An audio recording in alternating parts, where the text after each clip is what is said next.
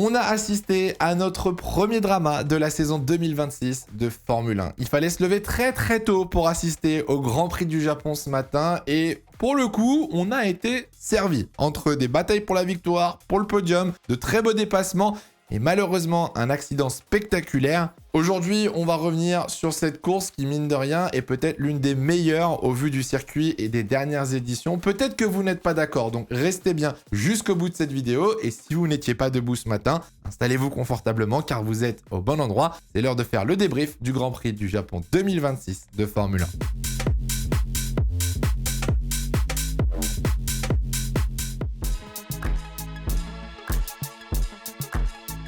On va commencer par la note de ce Grand Prix et je suis peut-être un petit peu généreux, mais je lui donne un 13,5 sur 20. Je trouve qu'on a eu, pour un Grand Prix du Japon, une course assez mouvementée et intéressante. On a enfin eu pour la première fois cette saison 3 équipes qui se sont battues pour le podium et pour la victoire avec le retour des McLaren. On a eu des dépassements un peu moins artificiels que par exemple en Australie. On a eu des beaux freinages dans la dernière chicane, des très beaux extérieurs au virage 1 et des voitures qui se suivent pendant des dizaines de tours. J'avoue qu'il me manque encore ce petit aspect stratégique pour vraiment être satisfait et profiter d'une course à fond parce que là, la safety car est encore venue hacher la course en plein milieu. Honnêtement, vu qu'on a eu ce matin, je pense qu'on peut s'estimer satisfait du Grand Prix. Je suis peut-être un petit peu généreux, je vous laisserai me dire dans les commentaires si vous trouvez que la course était bien moins bonne que ce que je pense, ou alors peut-être que je suis un petit peu trop dur et que vous avez pris votre pied devant le Grand Prix ce matin.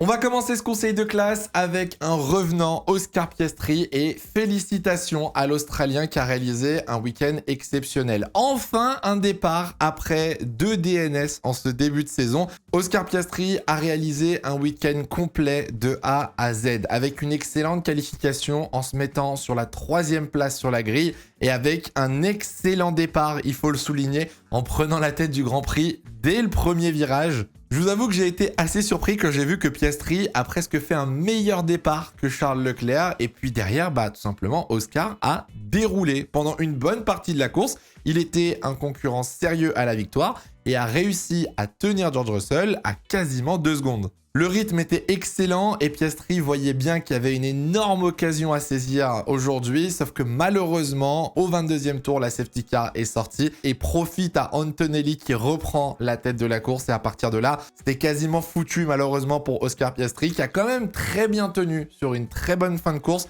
Il a réussi à s'éloigner des Ferrari, à résister à Charles Leclerc et George Russell et au final décrocher le premier podium de sa saison et celui de McLaren. Bon, en parlant de McLaren, il faut quand même noter la nette amélioration ce week-end. On était sur un circuit qui était énergivore concernant le moteur, mais surtout la batterie. Et on voit bien que McLaren commence à très bien optimiser le moteur Mercedes et extraire le maximum de performance. Quand on revoit leur position et surtout l'écart à l'arrivée en Australie, il y a quand même une nette amélioration qu'il faut souligner de la part de McLaren. Néanmoins, petit bémol, il y a toujours ces problèmes de fiabilité qu'ont touché Norris pendant tout le week-end. En séance d'essai, ça a été un enfer et forcément, derrière, en qualif, il prend 3 dixièmes et en course, c'est plus difficile pour lui. Lando est déjà sur son 3e pack de batterie qui est la limite autorisée pendant une saison. Donc à la prochaine batterie, Norris prendra 10 places de pénalité. Vous êtes quasiment assuré de voir Lando prendre des pénalités durant cette saison 2026. Je pense pas trop mouiller, mais McLaren est de retour et va commencer à rentrer dans la bataille pour les podiums et peut-être même les victoires et va commencer à poser des problèmes à Ferrari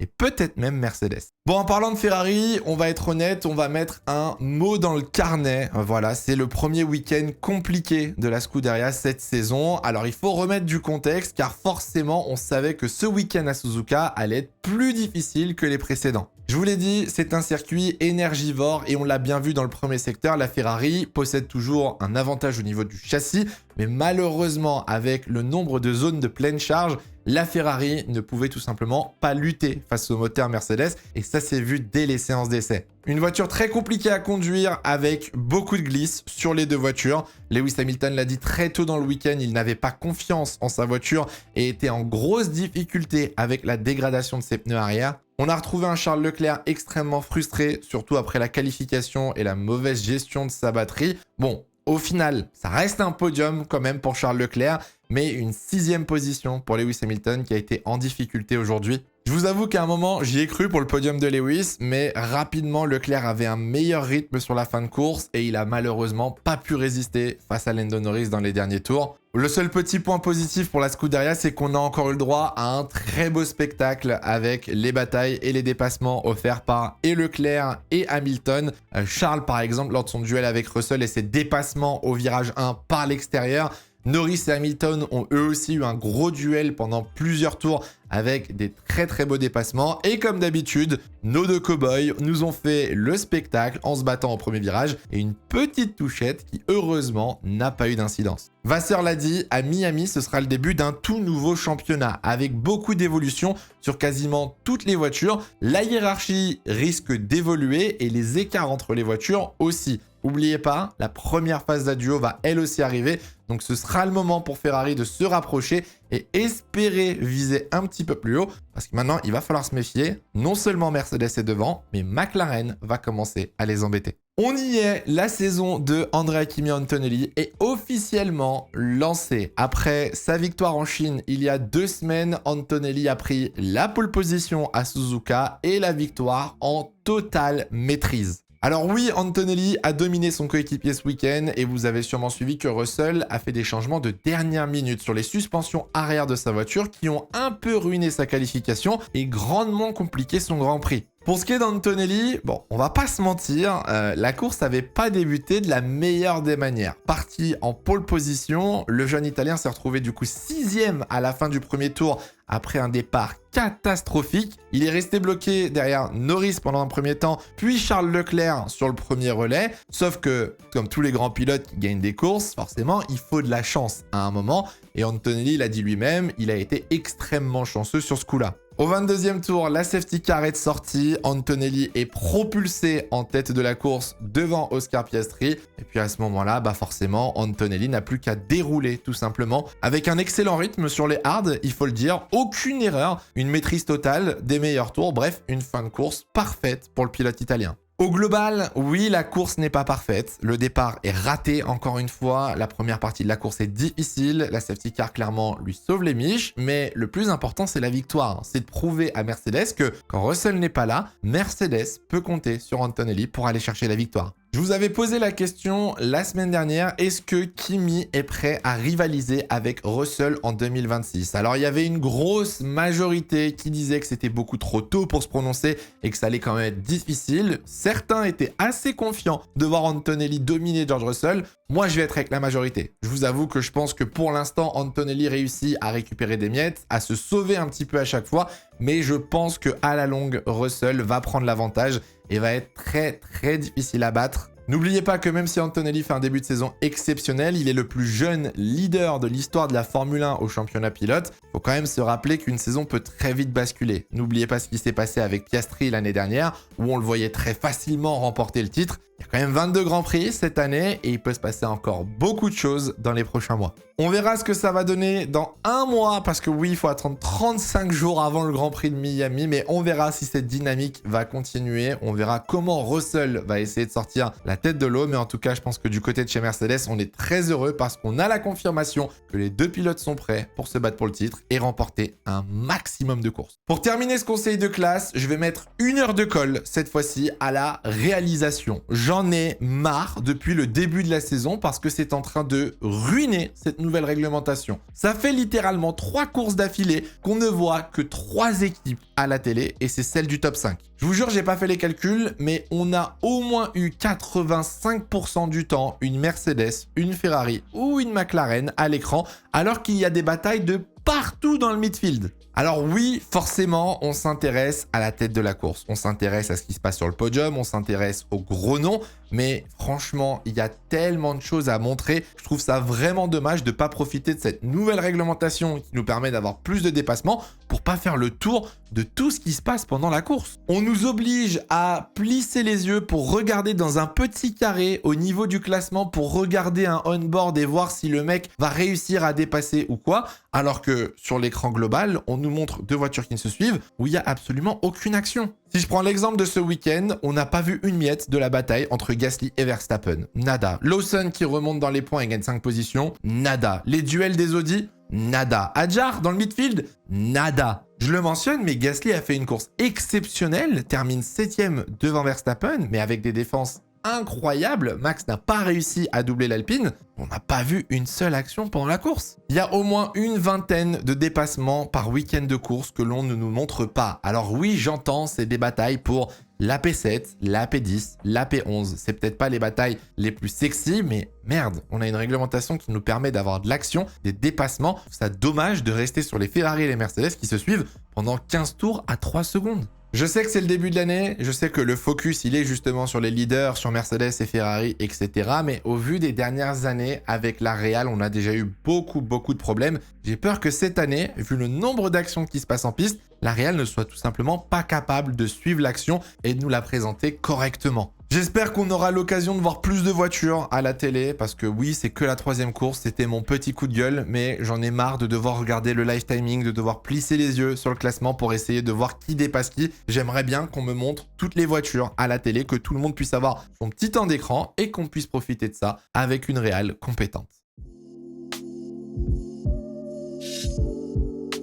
Bon, vous vous doutez bien, l'action du week-end, c'est l'énorme accident de Oliver Biermann. Alors, elle n'est pas très positive, cette action du week-end, parce qu'elle fait clairement débat et elle pose un énorme problème qu'on traitera dans une vidéo qui va arriver dans les prochains jours. Je vais vous donner mon avis sur l'accident de Biermann, car j'ai vu que ça faisait beaucoup parler, j'ai vu beaucoup de critiques, j'ai vu même des insultes qui sont pas forcément très cool sur les réseaux sociaux, donc on va essayer de remettre un petit peu de contexte sur tout ça. 22e tour, Biermann donc revient sur l'Alpine de Franco Colapinto avant Spoon. Biermann utilise sa batterie, que ce soit le mode boost ou le mode dépassement, mais en tout cas il utilise la puissance électrique pour tenter un dépassement avant le virage. Colapinto de son côté, au début de la ligne droite, va recharger. On voit la lumière clignoter 2 fois derrière l'Alpine et du coup ça crée un énorme gap de vitesse entre la Haas et l'Alpine. Colapinto va tenter de se décaler sur la gauche au milieu de la piste et au moment où il se décale, Biermann est forcé lui aussi à se décaler, va venir sous-virer, mettre les roues dans l'herbe et tirer tout droit dans le Tech Pro. On parle là d'un impact de 50 G à très haute vitesse. Biermann s'en sort bien, entre guillemets, vu qu'il a seulement une contusion au genou droit, pas de fracture, et honnêtement, vu l'angle de l'impact et la puissance de l'impact, ça aurait pu être dramatique. Alors, pour moi, il n'y a pas de pilote fautif sur cette action. Le vrai problème, c'est tout simplement la réglementation. Biermann arrive super vite derrière l'Alpine et va venir sous-virer littéralement dans l'herbe en essayant d'éviter l'Alpine.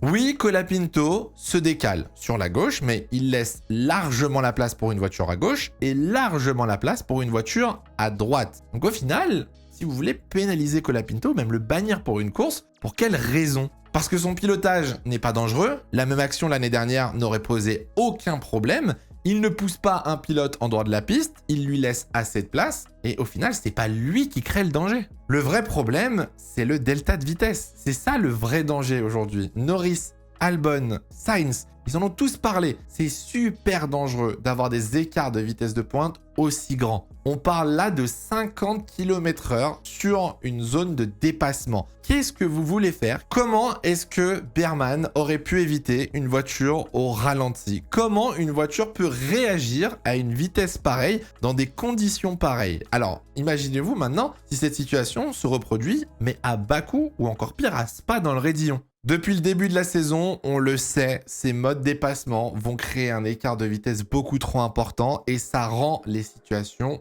dangereuses car les pilotes tout simplement ne peuvent plus contrôler ce qui se passe. Le moindre imprévu, la moindre mauvaise surprise met directement en danger la vie des pilotes. Alors la Formule 1 a un rendez-vous avec les motoristes le 9 avril pour discuter de modifications à faire le plus rapidement possible. Carlos Sainz a parlé d'introduire des changements avant Miami. Je ne sais pas si ce sera possible, mais en tout cas, la F1 a déjà dit qu'il y aurait des changements cette saison pour essayer de régler quelques problèmes, notamment le super clipping. Et il y aurait aussi des changements en 2027 pour régler des problèmes à plus long terme. Là, les pilotes commencent à bien prendre la parole et ça commence à vraiment poser problème parce qu'on se rend compte qu'il y a un problème maintenant au niveau de la sécurité et c'est pas comme si on le savait pas depuis quelques mois. Mais bref, je voulais revenir quand même sur cette action et décriminaliser entre guillemets Colapinto qui a très rapidement été attaqué. Sa manœuvre n'était pas si dangereuse et avec n'importe quelle autre génération de Formule 1, sa manœuvre n'aurait posé aucun problème. Pour le classement pilote, Andrea Kimi Antonelli est donc en tête du championnat à l'âge de 19 ans, devant Russell et les deux Ferrari. À noter, Piastri qui gagne 6 positions et qui rejoint Lando Norris. Gasly est toujours devant Max Verstappen. Et ça, je trouve ça fou. Je me demande combien de temps ça va durer. En ce qui concerne le constructeur, Mercedes commence à prendre une belle avance avec 45 points sur Ferrari. Derrière, on retrouve bien évidemment McLaren et Red Bull pour l'instant derrière Haas et Alpine et seulement 2 points l'écurie petite sœur. On peut officiellement le dire, Red Bull cette année, pour l'instant, est une écurie du midfield. Il va falloir attendre des améliorations, mais pour l'instant, le constat est réel, ils ne font plus partie des écuries des top teams. La question du jour, qui est très importante pour moi, je vous l'ai déjà dit, n'hésitez pas d'ailleurs à rebondir sur tout ce que je dis dans le débrief, mais surtout la question du jour, elle me permet de voir un petit peu ce que vous pensez de la Formule 1, elle me permet un petit peu de mieux adapter les sujets en prenant votre avis en considération. La question, elle est très simple, on a un mois avant le Grand Prix de Miami. Pour vous, quels sont les changements importants à avoir avant le retour de la F1 à Miami? Ça peut être moteur, ça peut être batterie, ça peut être règlement. Voilà, donnez-moi un petit peu ce que vous voulez voir avant le retour de la Formule 1. Parce que oui, on a besoin que ça change. On ne peut pas rester dans cette situation parce que là, la Formule 1 commence à perdre un petit peu de sa réputation. J'espère que ce débrief vous aura plu. Merci d'être resté jusqu'au bout. N'hésitez pas à vous abonner. C'est pas parce qu'il n'y a pas de Formule 1 pendant un mois qu'il n'y aura pas de vidéo. Donc voilà, activez bien la cloche pour ne rien rater. On vous prépare des sujets, de l'actu, etc.